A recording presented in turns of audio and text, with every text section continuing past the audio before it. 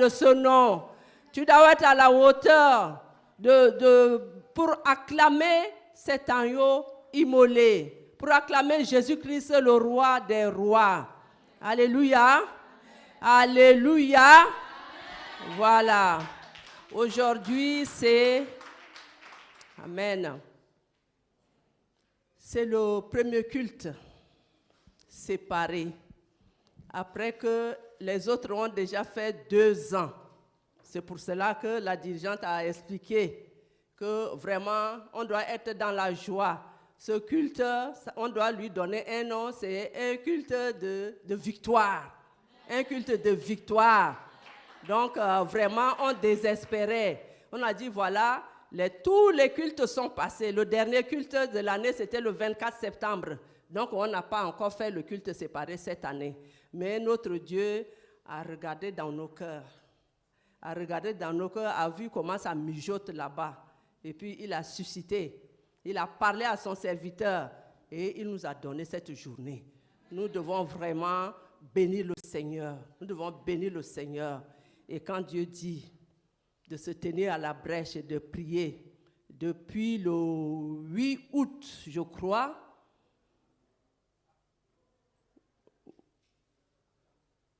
dans cette salle avec les conseillères, je vous ai dit que Dieu dit qu'on doit se mettre, on doit se lever et prier à cris et en larmes. C'est le message que le Seigneur a donné depuis. Et j'ai dit, bon, on va prier. Et puis, on va prendre 1 semaine de jeûne pour pouvoir veiller, pour prier. Vraiment, nous devons prier. Le Seigneur nous appelle à prier. Et ce message, il n'arrête pas de répéter. Le 1er septembre, on a fait le jeûne. On a fini le 1er septembre, on avait veillé. Le 30 septembre, dernièrement, on était à Chanteloup-les-Vignes, à la prière agissante. C'est le même message qui s'est passé aujourd'hui là. C'était par une autre bouche qui est passée. Je vous ai tout donné. Je vous ai tout donné. Arrêtez la distraction. Allez à l'essentiel. Je vous ai déjà tracé une voie. Suivez le chemin. C'est ce qui était passé, une des paroles qui était sortie là-bas. Et à la veillée, le Seigneur a ajouté. Donc tu es femme, quand tu écoutes, si tu es à tous les programmes et que tu écoutes, ça te concerne. Donc on doit se mettre à la brèche, on doit se lever, on doit prier.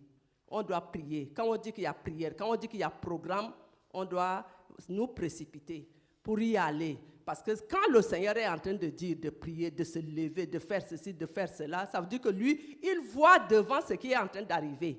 C'est pour cela qu'il est en train de nous demander de nous préparer pour recevoir ce qui est en train d'arriver ou bien pour éviter ce qui allait venir comme mal. Donc, quand le Seigneur dit de prier, de se lever, pleurer, crier, nous devons le faire. Alléluia. Que Dieu nous bénisse. Notre Père, nous voulons te rendre toute la gloire. Je te bénis, Seigneur. Je te loue, Papa. Et je me remets à toi, Seigneur.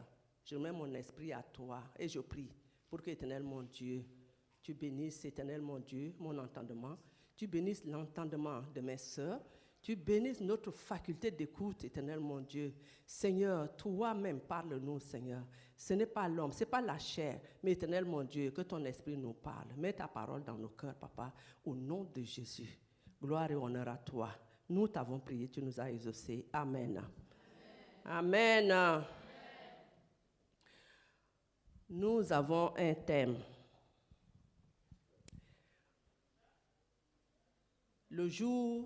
Le même jour qu'au conseil pastoral, on a dit qu'on a le 15 octobre comme la journée de culte séparé.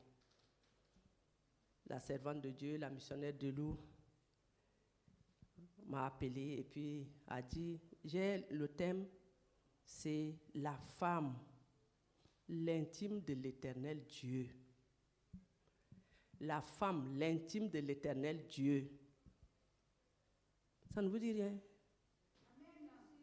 L'intime de l'Éternel Dieu. C'est ça le thème du culte d'aujourd'hui. Ça ne vous dit pas quelque chose? Personne ne réagit. Hein? Le Dieu très haut là dit que tu es son intime. Alléluia. Voilà. Et puis, dis à ta sœur, femme, Dieu t'aime vraiment. Dieu t'aime véritablement. Pourquoi? Alléluia. Quand la servante de Dieu a dit, la femme, l'intime de l'Éternel Dieu. Et on vient le dimanche passé ici, le pasteur, notre pasteur, quoi Dieu ici présent, avait prêché. Et vraiment, j'ai dit, vraiment, le pasteur est en train de nous donner des informations sur notre thème. Mieux encore, on va à la veillée. Et la veillée, le thème de la veillée, c'est quoi? L'intimité avec Dieu. Alléluia. L'intimité avec Dieu. Donc, si Dieu nous dit de prier, et puis Dieu est en train de donner des messages, il donne là, c'est tel message, vous allez entendre, c'est l'intimité. C'est l'intimité. C'est l'intimité. Ça veut dire qu'on doit voir déjà où Dieu veut nous amener. Voilà. On doit voir, le 15 octobre, on devrait écouter Femme, l'intime de l'Éternel Dieu. Et depuis une semaine déjà, on n'arrête pas d'entendre parler de l'intimité avec Dieu. De l'intimité avec Dieu. Donc, soyons attentifs. Et puis, suivons le mouvement de l'esprit. Voilà. On ne sait pas ce que Dieu est en train de nous préparer. Voilà, c'est le Dieu de miracles. C'est le Dieu grand et puissant. Il voit les choses du début à la fin avant que ça ne commence. Donc, quand il dit comme ça, c'est qu'il sait pourquoi. Donc, nous ne devons pas prendre ça avec négligence. C'est pour cela que j'ai dit que Dieu nous aime. Beaucoup de femmes ignorent que la femme est l'intime de Dieu. Qu'elle a de la valeur aux yeux de Dieu. Alléluia. Voilà. Plusieurs femmes ne savent pas. Je ne parle pas de païens même. Nous-mêmes dans l'église. Nous venons à l'église. On est nombreuses. Nous sommes nombreuses à ne pas savoir que nous sommes les intimes de Dieu. Or, Dieu dit, si la servante de Dieu a dit, femme, l'intime de l'Éternel Dieu, ça veut dire que Dieu, c'est Dieu qui nous fait ses intimes. Alléluia. Voilà. Donc, quand on ne connaît pas, la Bible dit, dans le livre de Osée, quand on ne connaît pas, on ne fait pas ce qu'il faut pour. Donc, c'est pour cela que Osée dit, mon peuple meurt par manque de connaissance. Et ne connaissant pas que nous sommes les intimes de Dieu, nous adoptons des comportements qui ne nous sied pas. Nous avons des attitudes, nous pouvons avoir des attitudes qui ne nous ressemblent pas. Et qui fait que quand Dieu s'assoit et nous regarde dans notre manière de faire, dans notre manière de voir, dans notre manière de nous comporter, il s'étonne, il peut s'étonner et il peut être triste. Celle-là qui est mon intime, comment ça se fait? Comment ça se fait? Donc c'est pour cela qu'il est important qu'on le sache. Alléluia. Quand je dis qu'on fait des comportements, je parle de l'Église.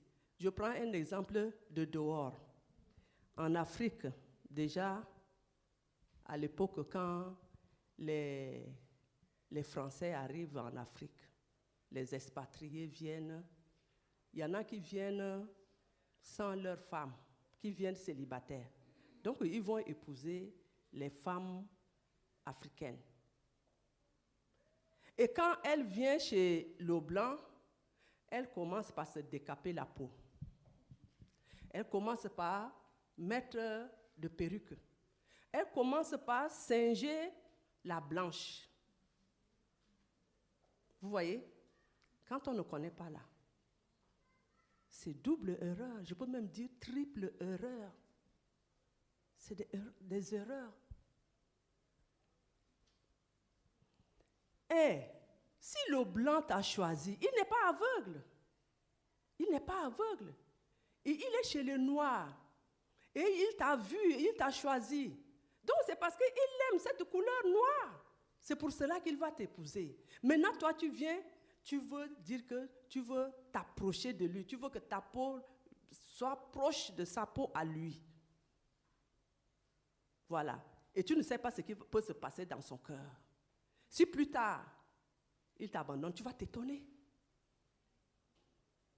Deuxième erreur, en mettant les produits, elle détruit.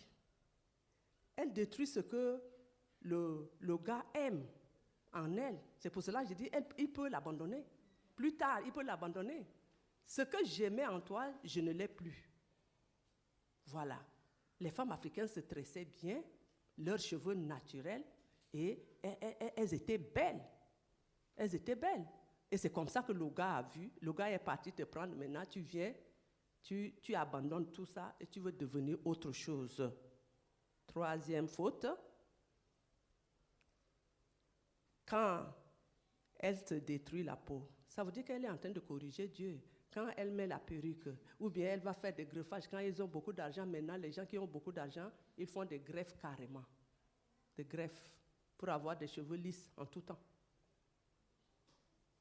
Tu corriges Dieu. Donc, tu t'éloignes davantage du Seigneur. Et il y a des chrétiennes qui écoutent la parole de Dieu, qui font ces choses. Mais aujourd'hui, Dieu te dit que tu es l'intime de l'Éternel Dieu. Tu es l'intime de l'Éternel Dieu. C'est pour cela, nous allons définir ce qui c'est que l'intimité. Et nous allons parler de la grandeur de Dieu. Mais je ne vais pas parler de la grandeur de Dieu parce qu'il fallait être à la veillée. Il fallait être à la veillée. Dis à ta sœur, il fallait être à la veillée. Il fallait être à la veillée.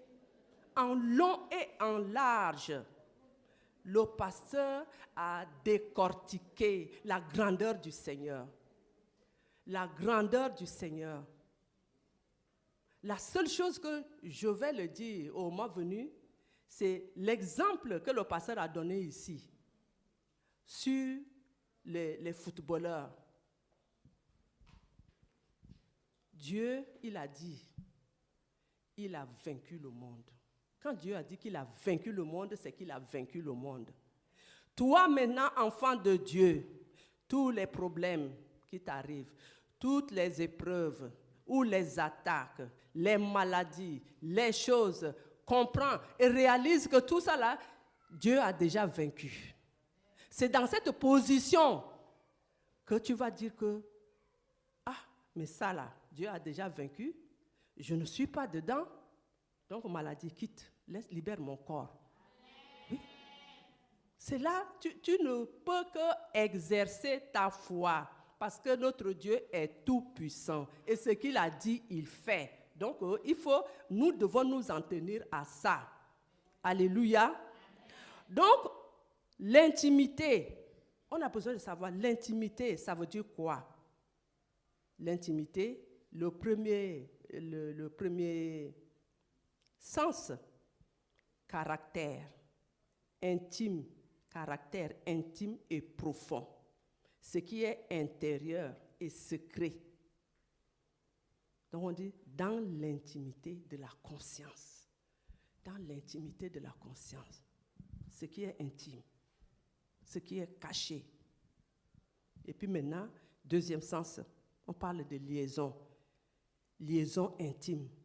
Relation étroite, familière. Vivre dans l'intimité avec quelqu'un.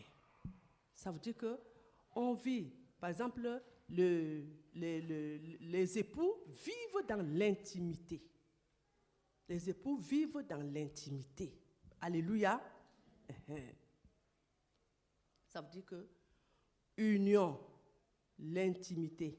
Donc, si on peut trouver un synonyme, c'est l'union. Alléluia. Voilà.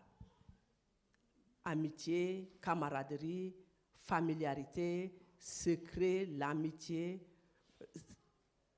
ce qui unit des personnes liées par l'amitié ou par l'amour. Voilà. Donc, Dieu, notre Dieu est un Dieu d'amour et il nous a créés comme ses intimes.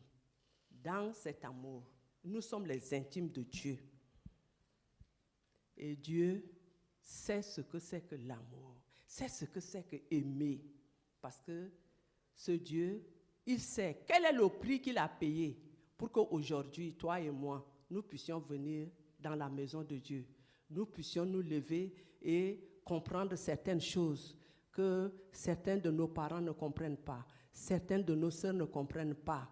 Et ils ont beaucoup de difficultés.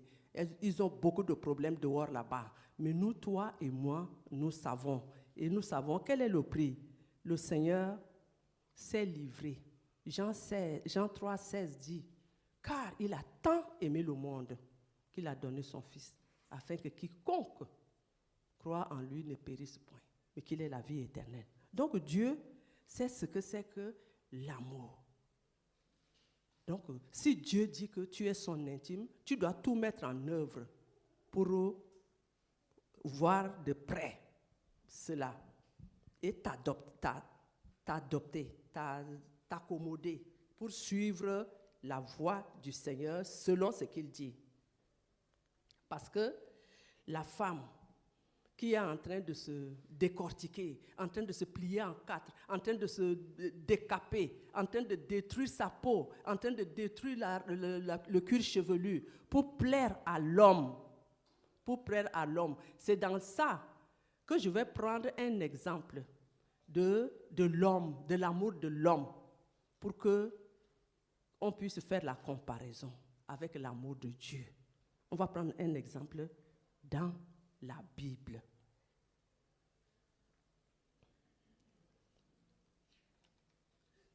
En se disant que je vais tout faire pour plaire à l'homme. Deux fois, il ne l'a même pas épousée. Il ne l'a même pas épousée et elle se met dans des situations vraiment pas bien, sans savoir qu'elle est en train de s'engager deux fois dans une relation dangereuse. Dis relation dangereuse. Relation dangereuse. Nous allons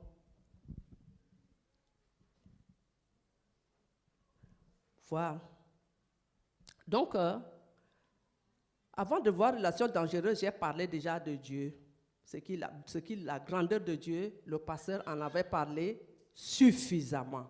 Et puis le pasteur a dit que quand un match est fait, les gens ont joué, deux équipes ont joué, équipe A et équipe B ont joué, que équipe A a gagné. Maintenant que toi qui es en train de regarder en replay, tu es en train de regarder en replay, même quand tu vois que quelqu'un de l'équipe B est en train de dribbler tout le monde pour aller vers le goal là-bas, face au goal pour marquer, normalement, toi, tu dois déjà savoir que c'est l'équipe A qui a gagné. Donc, tu dois rester serein. Tu dois rester serein. Même si tu vois que c'est l'équipe B qui est en train de dominer le jeu, toi, tu sais déjà que c'était A qui avait gagné. C'est le replay que tu es en train de voir. C'est comme ça la puissance de Dieu. Pour nous, ses enfants, tout ce qu'il a vaincu là-bas, tous les maux que nous avons, tous les problèmes que nous avons, toutes les attaques que nous avons, que nous sommes en train de vivre, c'est les replays des attaques que Dieu a déjà vaincues. C'est le replay des attaques que Dieu a déjà vaincues là-bas. Donc, c'est là juste que je vais parler de la grandeur de Dieu. Donc, Dieu est tellement grand qu'il a déjà vaincu toutes les choses là. Les sorciers sont en train d'augmenter leur connaissance en sorcellerie. Ils sont en train de multiplier des choses depuis longtemps. Même les sorciers du village là, Les sorciers du village, depuis des années, avant que le téléphone ne sorte pour qu'on parle de puces, là, les sorciers du village là-bas qui s'organisent en Afrique là-bas avaient déjà de puces. Donc, ils sont très en avance. Ils sont très en avance. Et maintenant, ils continuent d'aller en avance. Satan même, ses agents ne se cachent plus. Tout le monde est dehors en train de parler de Satan. Venez vous convertir à Satan. Mais, ce n'est que le replay, parce que Dieu a déjà vaincu. Ce n'est que le replay, Dieu a déjà vaincu. Il va venir te taper, il va venir faire ceci, il va venir faire cela. Mais ce n'est que le replay. Toi, tu vas te retrouver en bonne santé. Dieu prend soin de toi, pourvu que dans ton cœur, tu saches que Dieu a déjà vaincu ça. C'est ça. Dieu a déjà vaincu ça. Alléluia. Donc maintenant, nous allons voir dans Juge 19, pour parler rapidement.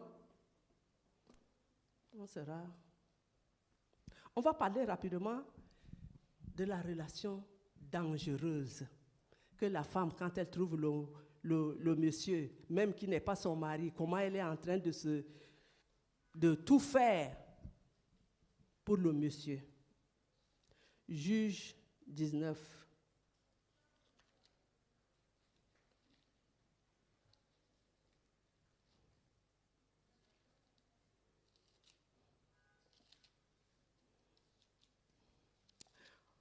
On ne va pas, l'histoire est longue, mais on ne va pas tout lire. Je vais lire quelques séquences. Quelques séquences.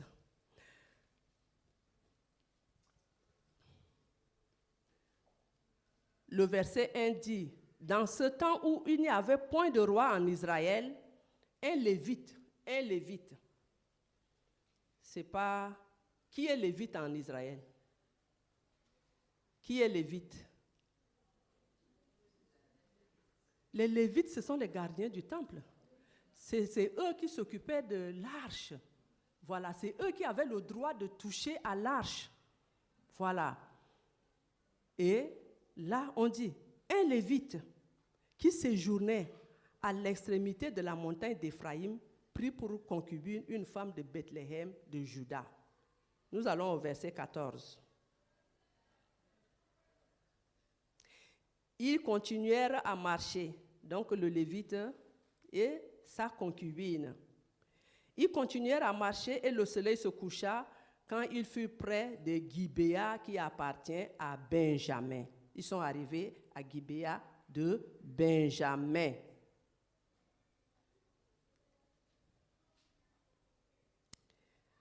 Verset 16. Et voici un vieillard revenait le soir de travailler au champ. Cet homme était de la montagne d'Éphraïm. Il séjournait à Gibéa et les gens du lieu étaient benjamites. Ce monsieur était Éphraïm, mais il habitait au milieu des benjamites. Voilà. Donc le monsieur a accueilli le Lévite et sa concubine. Le vieillard dit, « Que la paix soit avec toi. Je me charge de tous tes besoins. » Le verset 20. Tu ne passeras pas la nuit sur la place. Il les fit entrer dans sa maison et il donna du fourrage aux ânes. Les voyageurs se lavèrent les pieds, puis ils mangèrent et burent. Alléluia. Voilà.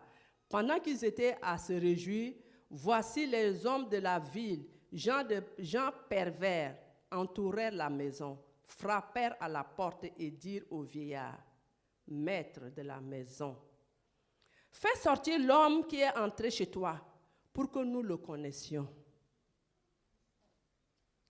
Vous avez entendu? Les gens pervers de Gibéa sont venus et puis ils ont frappé à la porte du vieillard. Fais sortir l'homme. Ils n'ont pas demandé la femme. Fais sortir l'homme pour que nous puissions le connaître. Vous comprenez? Qu'est-ce qui va se passer? Le maître de la maison se présentant à eux leur dit, « Non, mes frères, ne faites pas le mal, je vous prie. Puisque cet homme est entré dans ma maison, ne commettez pas cette infamie. Voici, j'ai une jeune fille vierge, et cet homme a une concubine. Je vous les amènerai dehors, vous les déshonorerez et vous leur ferez ce qu'il vous plaira. Là déjà, femme, tu dois voir ta condition. Alléluia. Voilà, on continue. Mais ne commettez pas sur cet homme une action aussi infâme. Et les gens, ils sont énervés. Et ils n'ont pas voulu savoir que cet homme qui est étranger leur fasse de leçons. Donc, ces gens ne voulurent point l'écouter. Alors, l'homme prit sa concubine. Vous écoutez bien? Le monsieur pour qui on va se décaper, on va faire ceci, on va faire cela, on va faire des coiffures. Voilà, pour lui plaire. Le monsieur, on peut se coucher pour qu'il marche sur nous. Voilà, on a dit, l'homme prit sa concubine et la leur amena dehors. La Bible dit, ils la conduirent et ils abusèrent d'elle toute la nuit jusqu'au matin. Puis ils la renvoyèrent au lever de l'aurore. Alléluia. Vers le matin, cette femme alla tomber à l'entrée de la maison de l'homme chez qui était son mari. Et elle restait là jusqu'au jour. Il a mis sa femme dehors. Il a dormi. Il a dormi. Il ne s'est même pas inquiété pour savoir qu'est-ce que cette femme est en train de devenir ou machin ou tout ça. Il n'était pas en train de guetter.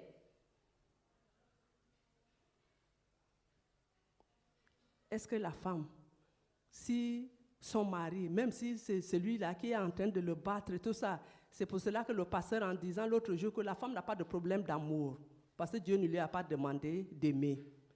Quand le mari qui la maltraite même, s'il est en dispute dehors, tout ça, elle ne va pas dormir, elle va rester là, le cœur en haut. N'est-ce pas ça? Hein, les femmes? C'est pas vrai? Voilà. Mais là, il l'a mise dehors et il a dormi. Il a dormi paisiblement. Il a dormi. Et le matin, son mari se leva, ouvrit la porte de la maison et sortit pour continuer son chemin. Mais voici, la femme, sa concubine, était étendue à l'entrée de la maison, les mains sur le seuil. Ça veut dire qu'elle venait, elle voulait peut-être frapper à la porte ou bien attraper la porte, mais elle ne pouvait pas, elle était tombée, les mains sur le seuil. Il lui dit, lève-toi et allons-nous-en. Tu vois la personne couchée, les mains sur le seuil. Ça veut dire qu'elle voulait faire un geste, mais elle n'avait pas la capacité de faire ce geste. On dit, lève-toi, on va partir. Évidemment, la femme ne répondait pas. Alors, le mari l'a mis sur un âne et parti pour aller dans sa demeure. La suite, vous savez, non? Vous savez la suite? Lève-toi, on va partir. Elle ne répondait pas, ça veut dire qu'elle était morte. Donc il l'a prise, il l'a mis sur son âne et puis il est parti.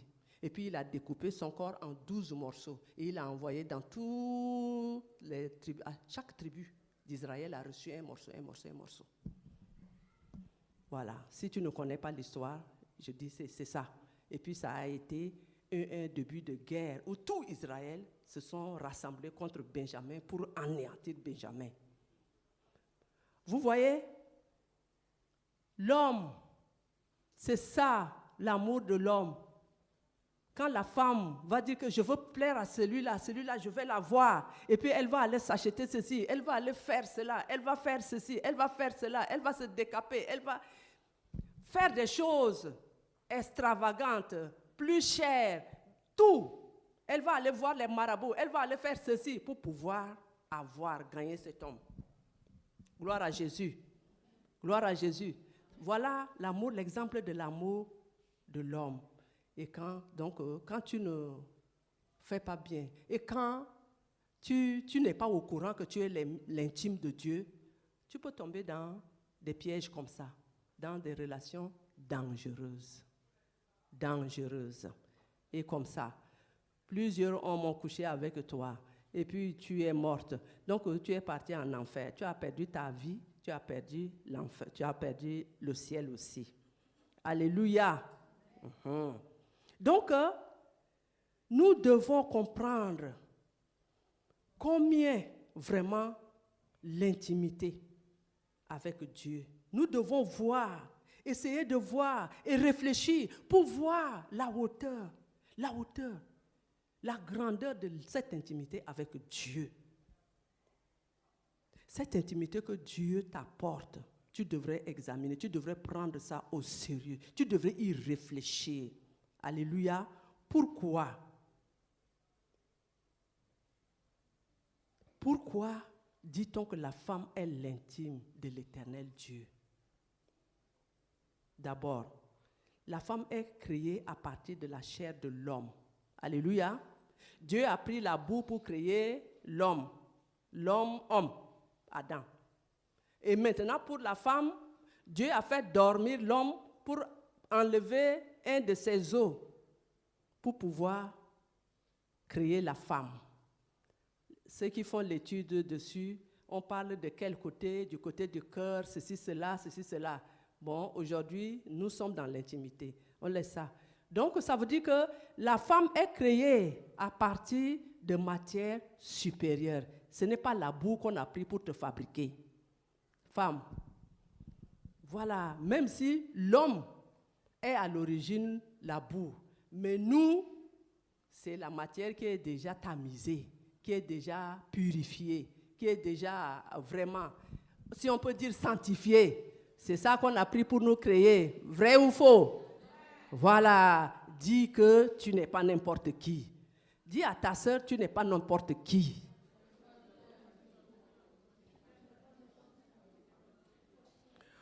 Donc, ça veut dire que l'homme est déjà créé, l'homme est en haut. Dieu a pris une partie de la chair de l'homme pour créer la femme. Donc, ça veut dire que la femme est plus proche de Dieu par rapport à l'homme. Vrai ou faux? Voilà. Deuxièmement, Dieu a créé la femme dans l'intimité. Quand il a créé la femme, Adam n'était pas au courant. Adam ne savait pas comment la femme a été créée. Voilà, parce que Dieu l'a endormi. Dieu a pris sa côte à fabriquer la femme. Et puis, lui a amené, quand la femme est déjà fabriquée, quand il est en train de ramener la femme, c'est là que Adam a vu la femme. Dieu n'a pas associé Adam à la création de Ève. Vous voyez? Donc, c'est dans son intimité à lui, Dieu.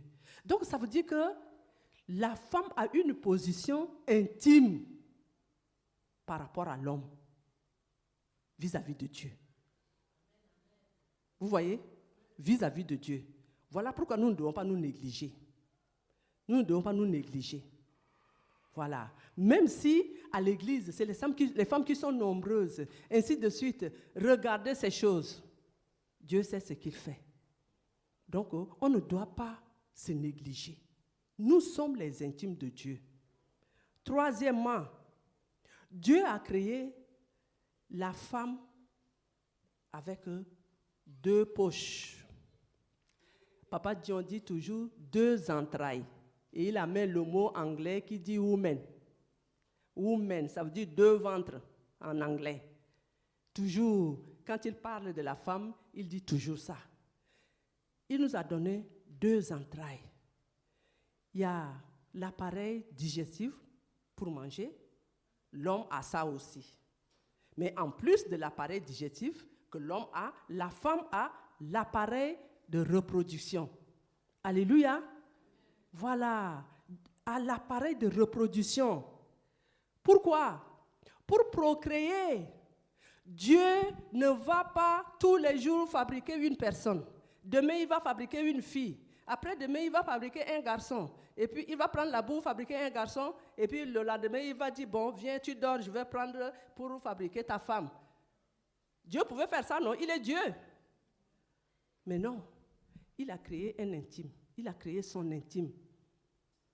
Celle en qui il a mis une poche, un laboratoire, pour que lui, Dieu, il continue la création dans le ventre de la femme. Donc Dieu t'associes à la création de l'homme. Tu continues la création. Dieu pouvait rester là et puis créer les hommes. Créer. Mais il a dit non. La femme, je vais la créer spécialement. Dieu nous a déjà vus avant de nous créer. La Bible a dit non. Avant, ils ont dit, Dieu a créé l'homme et la femme. Et puis c'est après maintenant qu'ils sont venus pour détailler qu'il a créé Adam et après il a endormi Adam, machin, tout ça. Mais Dieu avait déjà la femme dans sa vie, parce que Dieu amène ce qui n'est pas à l'existence. Donc Dieu nous a déjà vus. Donc il avait déjà fait ça. La femme est son intime. Donc il va faire tout avec la femme. Dieu va faire beaucoup de choses avec toi. Dieu va faire beaucoup de choses avec toi. Dieu va faire beaucoup de choses avec toi. Il faut que toi, tu le réalises. Alléluia. Voilà. Maintenant, Dieu va continuer de fabriquer l'homme, de créer l'homme avec la femme, ainsi de suite. Dieu va fabriquer l'homme dans l'intimité, dans le corps de la femme, pendant 9 mois. Pendant 9 mois. Et après 9 mois, elle va expulser l'homme. Alléluia. Ça veut dire quoi? Dieu lui donne une capacité, que cette capacité, l'homme n'a pas. Il y a des femmes dans certaines régions qui sont démoniaques, qui vont faire des fétiches pour que quand elles doivent entrer en travail, c'est l'homme qui sent les douleurs. Oui, quelqu'un a entendu ça? Voilà. Vous voyez comment les hommes criaient. Les hommes à qui on a fait ça là. Mais la femme, Dieu lui a donné la capacité de supporter tout. Jusqu'à 9e mois. Il y a des grossesses qui sont faciles, il y a des grossesses qui sont simples, ça, c'est comme une lettre à la poste, et il y a des grossesses compliquées, beaucoup de malaise, des vomis, tu n'es pas agréable, tout ça. Voilà, et puis tu accouches avec douleur. Donc, cette capacité, tu l'as aussi pour supporter l'homme que Dieu a créé avec toi là, pour l'élever jusqu'à ce qu'il soit indépendant. Cette capacité, tu l'as aussi pour supporter l'homme qui est ton mari, qui est à côté de toi, avec qui tu es en train de faire ses enfants. Alléluia. Donc, cette capacité, quand la femme est enceinte, il y a les ressentis, il y a les sensations intimes, il y a des choses qui se passent dans le secret. Le gars ne voit pas. C'est la femme et Dieu qui sachent. Parce qu'elle est le laboratoire, elle a le laboratoire. Ça se passe en elle, elle sent. Mais c'est Dieu qui est en train de travailler là-bas. L'homme ne voit pas. Donc tu n'es pas petit. Tu n'es pas petite. L'homme est l'homme, c'est le chef de la maison. Tout, d'accord. Mais dans cette affaire-là, Dieu nous a donné le poids. Dieu t'a donné le poids. Dieu t'a donné la valeur. Dieu t'a donné une capacité inouïe. Et tu devrais le comprendre. Sinon, quand ça vient, le côté où la fièvre, les rondeurs, le gonflement, les masques, tout ça, c'est là que l'homme peut voir. Mais encore, il faut que ça soit un homme intentionné. Il faut que ça soit un homme qui est proche de sa femme. Sinon, la femme peut être enceinte plusieurs mois, l'homme ne peut pas savoir. Voilà, s'il n'est pas proche de sa femme, il ne peut pas savoir. Il faut qu'il soit vraiment intime avec sa femme pour comprendre que quelque chose est en train de passer. Mais sinon, c'est que nous, les femmes, nous parlons beaucoup. Je suis enceinte.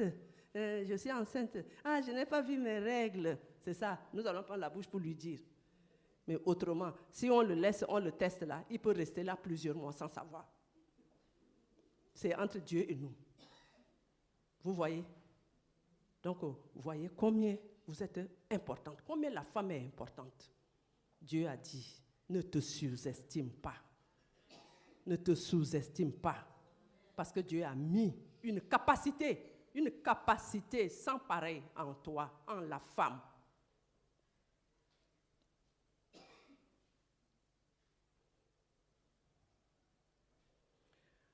Donc voilà, bon, un homme qui n'est pas intentionnel ne va pas s'en apercevoir. Donc un homme qui n'est pas intentionnel, parce que c'est tel que ce Lévite dans le chapitre 1. Non, il ne verra pas. Voilà. Les grossesses, par exemple, hors mariage, ou les gens qui font des enfants, le gars n'est pas là. Tu souffres seul. Tu fais ton bébé seul. Qui te soutient? C'est lui qui est en train de fabriquer le bébé là qui te soutient. Voilà. C'est pour cela que Dieu, tu dois voir que tu es l'intime de Dieu et tu dois prendre ça très très au sérieux. Alléluia.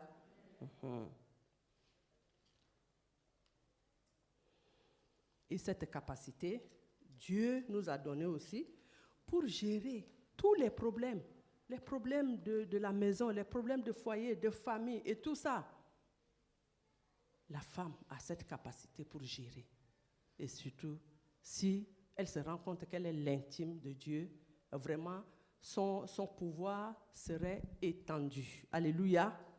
Alléluia. Deuxièmement, toi qui désires enfanter,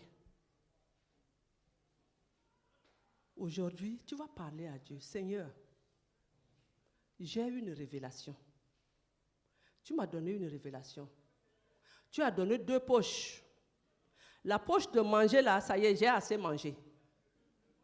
Mais la poche pour le bébé, là, fabrique-le maintenant. Tu vas s'asseoir devant le Seigneur, tu vas lui parler. Tu vas lui dire la vérité. Tu vas lui dire non. J'ai appris que tu fabriques. C'est toi qui fabriques les bébés. Donc, je veux mon bébé. Vous n'avez pas entendu les témoignages, même les hommes de Dieu. On leur dit que tu n'as pas de spermatozoïde. Ton sperme est vide. Mais comment ils ne savent pas et leur femme tombe enceinte. Vous avez vu des femmes même qui disent qu'ils n'ont pas de trompe. Mais Dieu fait ce qu'il fait. Dieu est Dieu. Tu as la révélation. Mon Dieu, l'autre poche là doit servir. Ça doit faire son travail. Ça doit jouer son rôle. Je suis prête maintenant. Donc l'autre poche doit jouer son rôle. Le deuxième ventre doit jouer son rôle. Alléluia. Dans la Bible, il n'y a pas de ménopause déjà. Donc on ne va pas dire que oui, j'ai l'âge. Non, non, non, non, non. Si tu veux, tu te disposes, tu dis au Seigneur, Seigneur, l'autre poche doit fonctionner. Je suis prête et je t'attends. C'est toi qui fais. Donc Seigneur, ça ne te coûte rien. Même chez maman Sarah, même, ça, c'était devenu tout flétri. Mais tu t'es arrangé pour que Isaac naisse là-dedans. Donc je veux mon bébé. Alléluia.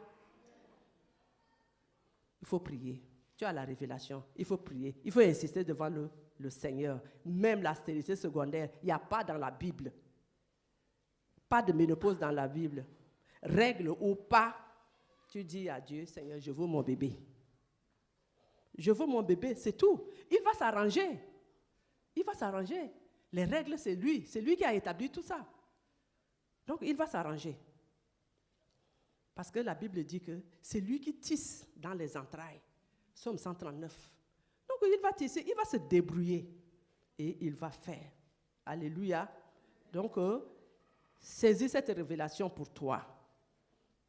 Gloire à Jésus. Troisièmement, la femme est appelée à reprendre sa position. Alléluia. Tu ne sais pas, d'accord. Maintenant que tu sais, il faut reprendre ta position. Il faut chercher à te placer là où Dieu t'a mise. En te créant là, Dieu a vu ta place. Tu dois te demander, est-ce que je suis à ma place? Alléluia.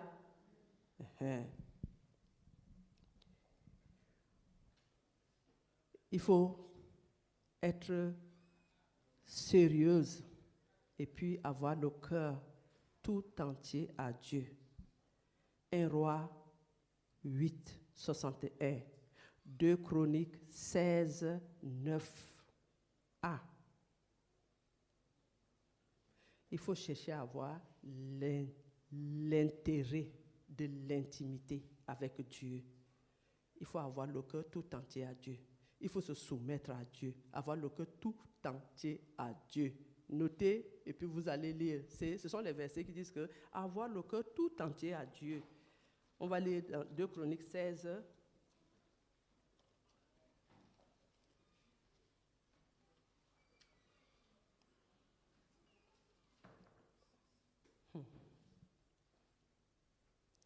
Deux Chroniques 16, 9a. Car l'Éternel étend ses regards sur toute la terre pour soutenir ceux dont le cœur est tout entier à lui.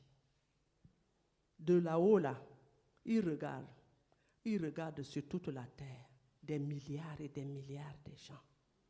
Si tu es son intime et que tu es assise à ta place, quand tu vas crier là, tu n'as même pas besoin de beaucoup parler, puis il va te soutenir, il va te relever. Il va dire non, quitte là, va à ta place. Et la bénédiction va venir. Alléluia. Voilà.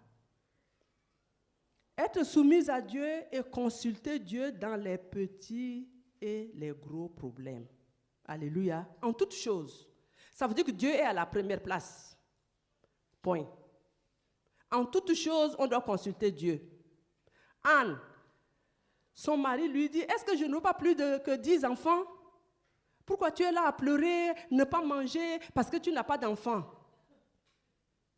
Quand son mari lui a parlé comme ça, qu'est-ce qu'elle a fait? Elle s'est tournée vers Dieu. Elle s'est tournée vers Dieu. Elle est partie s'asseoir. La Bible dit qu'elle était assise en train de marmonner des choses. On n'entend pas, mais sa bouche remuait.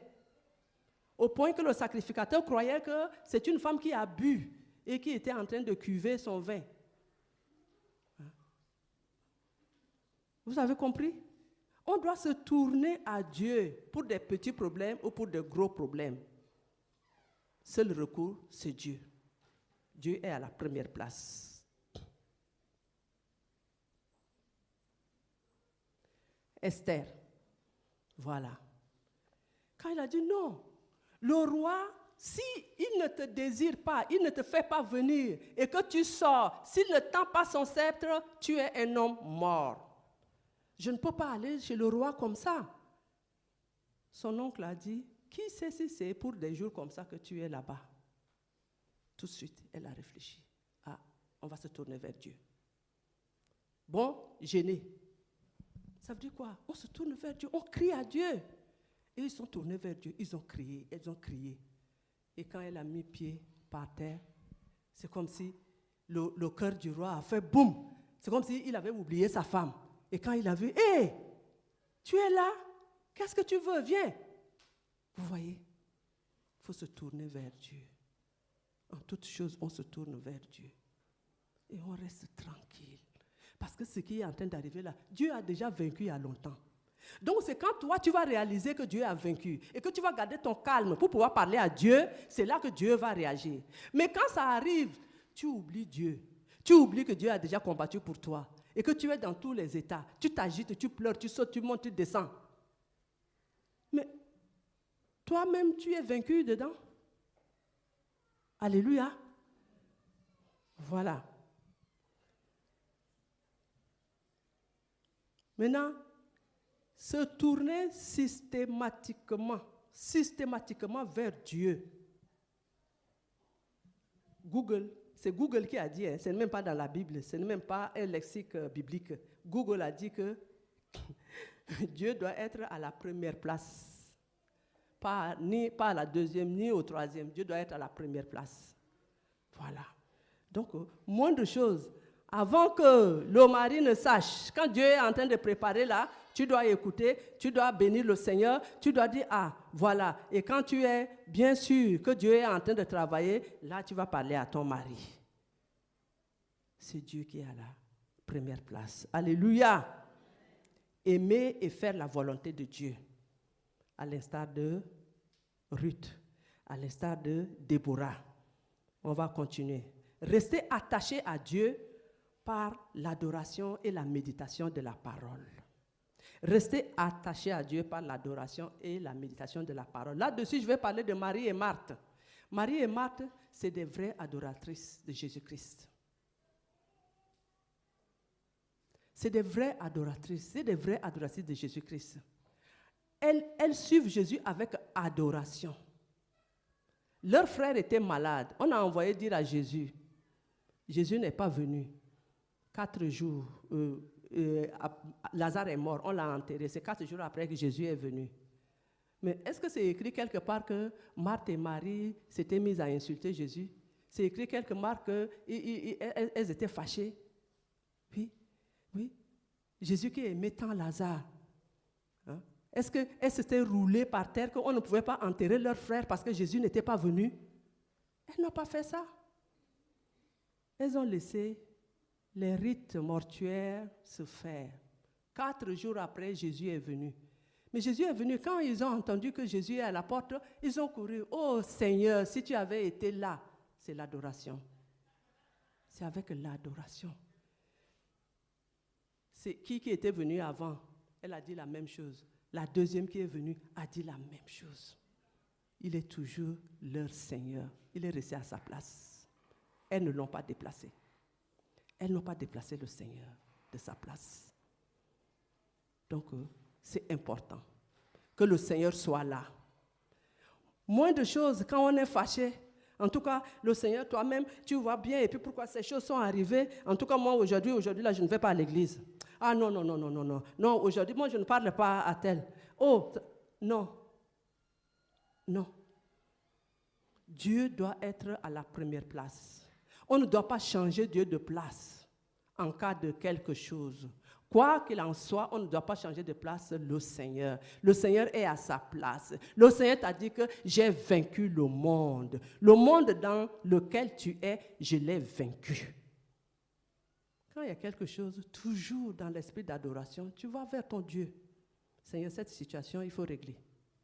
Seigneur, apaise mon cœur et règle ça. Je n'arrive pas à dormir. Seigneur, tu règles ça. Seigneur, tu règles ça. C'est là même que tu vas t'ancrer. J'aime ce terme de la Bible femme à l'écoute, ancrée dans la parole. C'est là même que tu vas t'ancrer dans la parole. C'est là même que tu vas t'appuyer encore, rentrer encore dans Dieu. C'est là même que tu vas chercher à rester vraiment dans le secret, dans le Seigneur. Alléluia. Voilà. Quand il y a un problème, on ne change pas Dieu de place. Dieu doit être toujours à sa place. Gloire à Jésus. Voilà. Lydie. Voilà. Elle aimait la parole. Et la Bible dit que Dieu a ouvert son cœur pour qu'elle fût attentive à ce que Paul disait.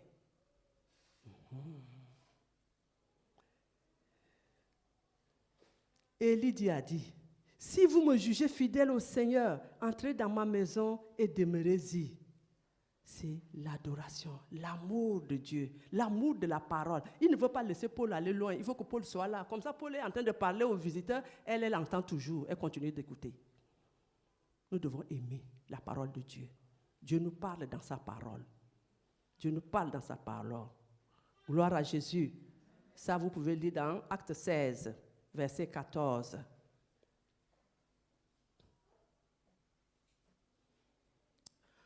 Donc, femme dit, je reviens dans l'intimité avec mon Dieu. Je reviens dans l'intimité avec l'Éternel, mon Dieu. Il faut te dire que tu reviens dans l'intimité avec l'Éternel, mon Dieu. Je veux entendre la femme parler.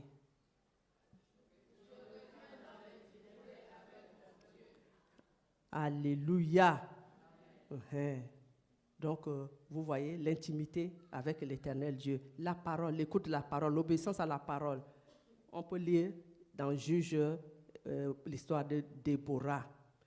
Donc, l'intérêt, c'est quoi? Là, on va vite parler, on va vers la fin. L'intérêt, c'est que tu reviens dans ton intimité. Dieu va te charger de te relever. Dieu va t'élever. Dieu va te glorifier. Dans le Dieu dit que Dieu nous a glorifiés. Il va te glorifier. Dieu va te mettre à l'honneur.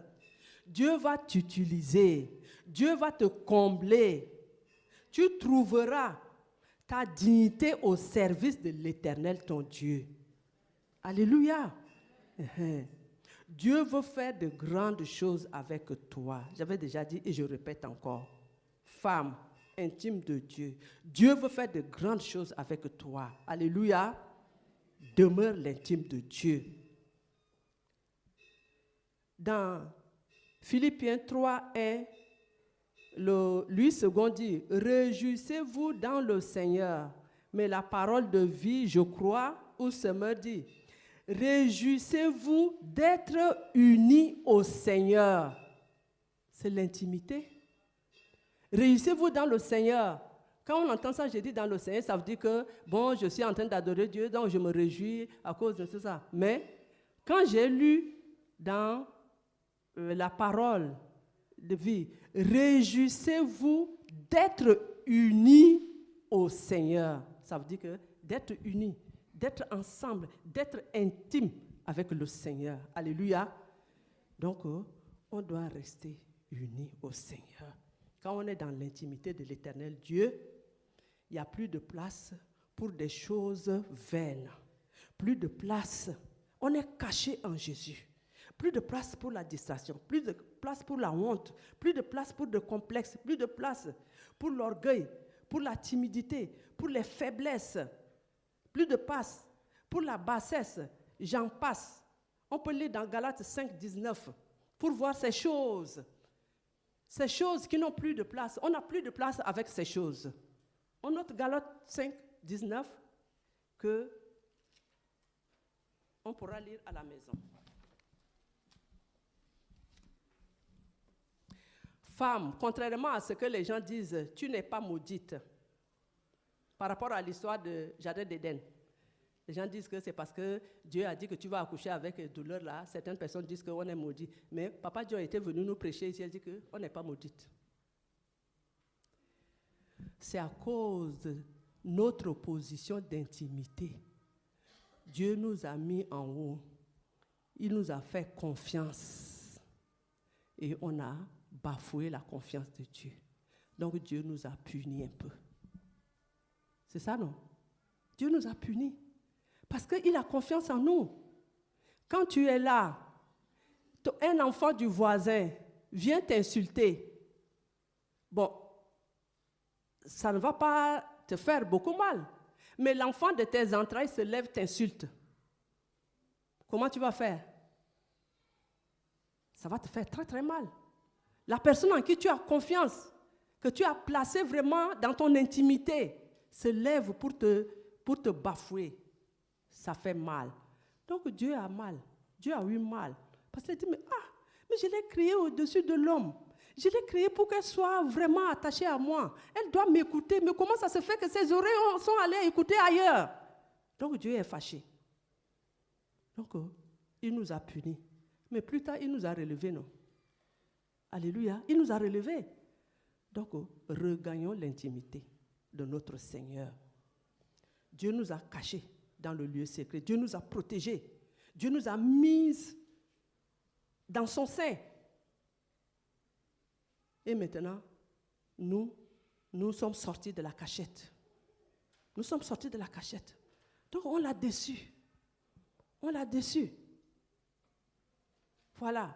Et puis, je vais vous dire quelque chose. Dieu était fâché aussi contre Adam, parce qu'Adam n'a pas protégé la femme. Adam n'a pas protégé la femme. C'est pour cela que Dieu a maudit la terre sous Adam. Là, Dieu a maudit la terre sous Adam. Tu vas travailler durement. Voilà. La femme, c'est le bijou de l'Éternel. Et toi, Adam, tu es là tu laisses le serpent lui parler, et puis elle va pour accueillir l'arbre, au lieu de l'en empêcher, tu ne l'en empêches pas, tu la laisses prendre, manger, et te donner, toi aussi tu prends, tu manges. Et puis après, maintenant, tu vas dire, oui, tu m'as amené celle-là, c'est elle qui m'a fait ça. Vous voyez, Adam n'a pas protégé la femme. Donc, ce n'est pas l'homme qui va te protéger. On se comprend? L'homme ne va pas te protéger. Ça peut être ton mari. Elle ne va pas te protéger. Quand il y a des grandes choses arrivent dans la maison, quand il y a des catastrophes, quand on vient pour poignarder les gens, les brigands rentrent là. Quel est l'homme qui a dit que tuez-moi et laissez ma femme? Vous avez vu ça? Non. Non.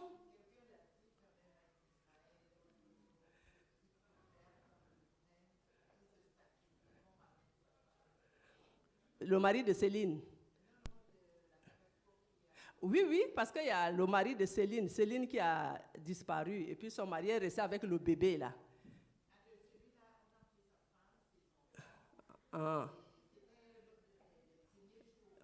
Oui, c'était le premier jour. Le mari de Céline aussi, c'était le premier jour. Mais là, on les a déjà tués. Donc, il peut dire ça. Oui. Mais quand l'armée est en train de venir là. Aïe. L'homme, c'est l'homme. Alléluia. Voilà. Mais Dieu peut te protéger. Dieu t'a caché. Et il va continuer de te cacher. Donc, retourne dans ta cachette. Alléluia. Alléluia. En conclusion, celle qui se reconnaît l'intime de Dieu connaît ses droits pour les réclamer, connaît ses devoirs pour les faire, et dans la simplicité, et remplie de l'Esprit de Dieu, va apporter la joie, va apporter la paix, va apporter l'amour, va apporter l'espérance autour d'elle, dans la famille, dans le foyer, dans le travail, partout. Alléluia. Et puis, dans la communauté, voilà, les femmes soutiennent l'œuvre. On va dans Actes, on saura ça. Elle brille et laisse un bon parfum après elle. L'intime de Dieu laisse un bon parfum après elle. Il faut qu'on laisse un bon parfum, à l'instar de Déborah. On est en train de parler de Déborah. À l'instar de Dorcas, à l'instar de Lydie, à l'instar de Marie et Marthe, à l'instar de Marie, la mère de Jésus. C'est une femme soumise avec un bon cœur. C'est pour cela que Dieu l'a choisie, pour abriter son esprit. Alléluia. Voilà. Donc, nous devons refléter l'intime de Dieu. Nous devons refléter l'intime de Dieu. Nous pouvons lire à la maison Romains 12, versets 1 à 2. Romains 12, versets 1 à 2. Voilà, pour que vraiment l'Esprit de Dieu continue de nous guider. Pour que nous restions vraiment, la femme intime doit rester en cachette, mais elle sera efficace. Efficace. Alléluia. Tu n'es pas obligé d'être dehors pour être efficace. Tu peux être caché et être efficace avec le Saint-Esprit. Gloire à Jésus. Gloire à Jésus. On va se lever, on va prier.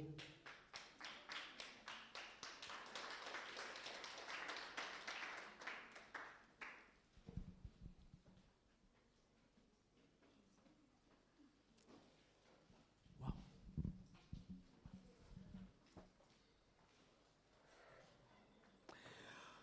On va bénir le Seigneur.